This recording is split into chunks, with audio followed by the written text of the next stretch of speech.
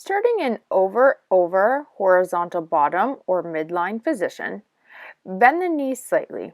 Send your tailbone back while hinging forward at the hips.